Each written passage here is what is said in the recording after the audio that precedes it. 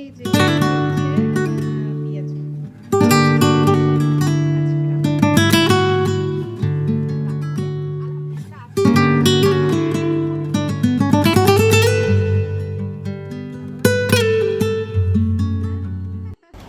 হেই guys, আসসালামু আলাইকুম। It's me Smita Pritu. Welcome to আমার দুনিয়া। কি অবস্থা, কেমন আছেন সবাই? আশা করছি সবাই ভালো আছেন। আমিও আলহামদুলিল্লাহ ভালো আছি। তো এখন সময়টা প্রায় চারটা বাজে, আর এখন যাব রান্নাঘরে। আপনাদের কি অবস্থা, সবাই রোজা রাখতে পারছেন তো? তো দোয়া করি আল্লাহ তাআলা যেন সবাইকে রোজা রাখার তৌফিক দান করে, আর সবাই আমার জন্য দোয়া করবেন। আর চলেন রান্নাঘরে যাই, কি কি রান্না করি না করি সব কিছু দেখাবো আজকের ভিডিওতে। আর এই পুরো মাসে আমি খুব একটা হয়তো বা ঘোরাঘুরির ভিডিও, ট্রাভেল ভিডিও দেব না। আমার ডেইলি লাইফস্টাইল, আমাদের ডেইলি আমরা প্রতিদিন যা যা করি আর কি, সেই সব আসলে আপনাদের সাথে আজকে শেয়ার করব এখন থেকে এই 30 দিন। সো আর দেরি না করি, চলেন রান্নাঘরে যাই। অনেক অনেক কথা বলতেছি, তাই না? রান্নাঘরে আসার পরে পেঁয়াজ মরিচ কাটলাম, আর এরপরে দেখতে পাচ্ছেন আমি এখন পেঁয়াজ আর মরিচটাকে একটু ভেজে নিচ্ছি। ওদিকে হচ্ছে পোলার চাল ভিজিয়ে রেখেছি, কারণ হচ্ছে পোলার চাল দিয়ে হচ্ছে একটু পোলাও রান্না করব, যেটাকে জামালপুরের আঞ্চলিক ভাষায় বলে হচ্ছে চাল বিরিয়ানি। তো রমজানে জামালপুরের মানুষদেরকে আমি দেখেছি এভাবে খায় আমার শ্বশুরবাড়ির এলাকাতে। সো আজকে আমি চাল বিরিয়ানি করতেছি। এই তো দারচিনি এলাচ দিয়ে ভালো করে ভেজে এখন চালটাকে ভেজে নিব। আর ওইদিকে হচ্ছে আমি মৃগেল মাছটাকে হচ্ছে নামিয়ে ভিজিয়ে দিয়েছি, থাকবে তার মধ্যে হচ্ছে আমি আমার চালটা ভালো করে ভাজাভাজি করে নিব। তো এই তো চালটা যখন একটু ফুটে আসছে, আমি কিন্তু এরপরে কুসুম গরম পানি দিয়ে ঢেকে দিলাম। আর এই যে এটা কি বলেন তো, এটা হচ্ছে আমি চিংড়ি মাছের যে মাথা লেজ এগুলোকে ভালো করে পরিষ্কার করে ভাজি করে রাখছি, ভর্তা খাবো তাই। আমি অলওয়েজ হচ্ছে অর্ধেক যদি আস্ত চিংড়ি মাছ দেই, বাকি অর্ধেক দেই হচ্ছে সবজির জন্য যে মাছ কাটি সেই মাছের মাথা আর হচ্ছে লেজ চিংড়ি মাছের। আমি সেটা ফেলি না, আমি রেখে সেটা দিয়ে ভর্তা করি, অনেক মজার খেতে।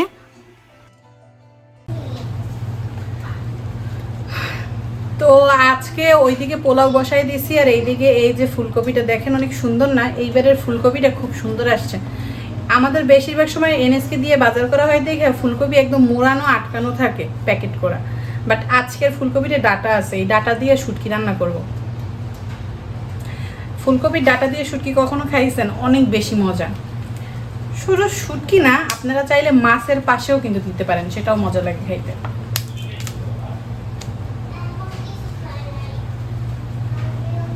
তো এইদিকে আমি একটা প্লেটে হলুদ গুঁড়া, মরিচ গুঁড়া, ধনিয়া গুঁড়া আর লবণ নিয়ে নিয়েছি। এটা কিন্তু ধনিয়া গুঁড়া। তো এখন হচ্ছে আমি এগুলোকে ভালো করে মিক্স আপ করে দেন হচ্ছে মৃগেল মাছটাকে মেরিনেট করে নিব। ওইদিকে আলু, ফুলকপি, তারপরে ফুলকপির ডাঁটা এগুলো কিন্তু ভালো করে আমি কেটে রেখেছি। আর আমি একটা কথা বলি, আমি মাছ মেরিনেট করার সময় অলওয়েজ একটু ধনিয়ার গুঁড়া ইউজ করি। তার কারণ হচ্ছে মাছ হোক বা মাংস হোক, যদি মাছ হয়, আপনার যদি কোনো মাছ খেতে আনিজি লাগে, মনে করেন স্মেল আসবে, সেক্ষেত্রে আপনি একটু ধনিয়া গুঁড়া অ্যাড করে মাছটাকে কিছুক্ষণ মেরিনেট করে রেখে দিবেন।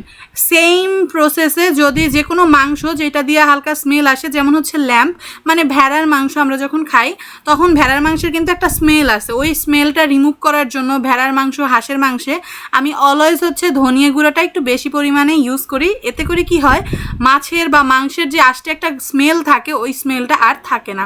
সো এই দেখতে পাচ্ছেন আমি কিন্তু এখানে খুব সুন্দর করে হচ্ছে আমি মাছগুলোকে মেরিনেট করে নিচ্ছি।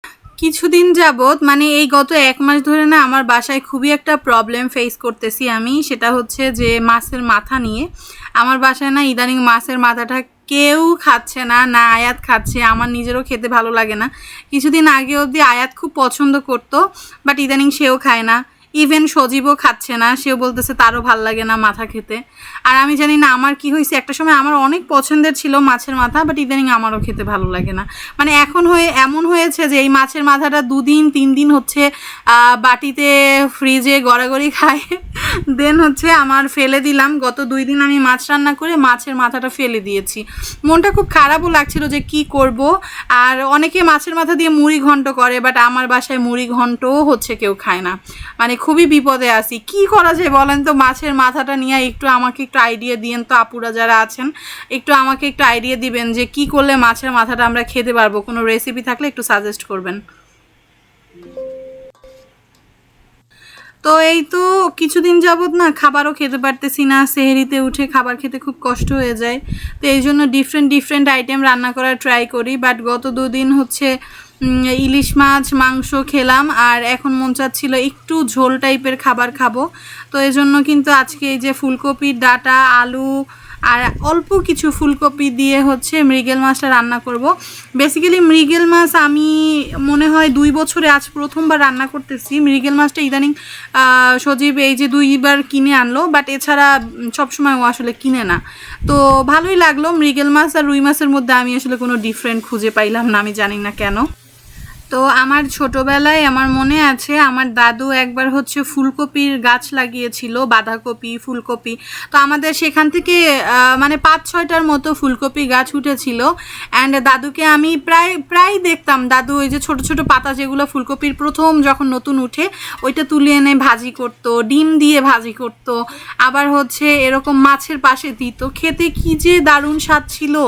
তো আজকে আমি অনেক বছর পর এই যে ফুলকপির শাক পেয়ে অনেক খুশি হয়েছি। কারণ বেসিক্যালি কি মালয়েশিয়াতে হচ্ছে এরকম ফুলকপিগুলো, আমি তো এনএসকে থেকে শপিং করি, ওখানে হচ্ছে ওরা কেটে তারপরে হচ্ছে প্যাকেট করে দেয়। সো দ্যাটস ওয়াই এরকম পাতা থাকে না। বাট আজকে বাঙালি দোকান থেকে সজীব এই ফুলকপিটা নিয়ে আসছে, অ্যান্ড এখানে অনেক একদম তাজা তাজা নরম নরম পাতা ছিল, যার জন্য আমি মাছের পাশে দিয়েই ফেললাম। জানি না দাদুর হাতের টেস্টও আর পাবো না, এখন দেখি রান্না করে খেয়ে কেমন লাগে। তো আমার কিন্তু রান্না প্রায় হয়ে আসছে। আজকে ইফতারিতে আমি তো আসলে ইদানিং খুব একটা বেশি আয়োজন করি না, জাস্ট ফল কাটি এই এতটুকুই। তো ওদিকে কিন্তু আমার পোলাও রান্না হয়ে গেছে, ওটা আর দেখানো হয় নাই। তো এই মাছের তরকারি রান্না ঢাকা দিয়ে আমি ইফতার কিন্তু রেডি করে ফেলেছি, আর আপনাদেরকে দেখাচ্ছি কি কি ইফতার রেডি করলাম।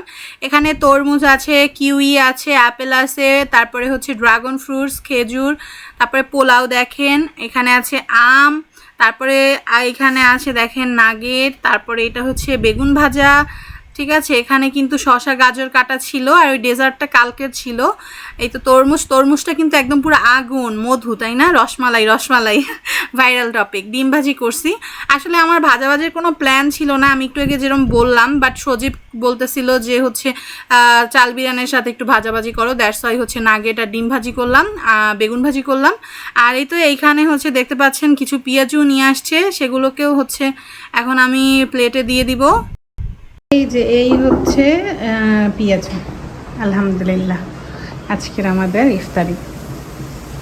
তো গাইজ এখন বাজে হচ্ছে সকাল 5:30 বাজে। ঘুম থেকে উঠছে, আজকে লেট হয়ে গেছে। কোনো রকম তাড়াহুড়ো করে প্লেটে ভাত নিয়ে বসে পড়লাম। এখানে মাছের তরকারি হচ্ছে, এই দেখেন বড় একটা মরিচ।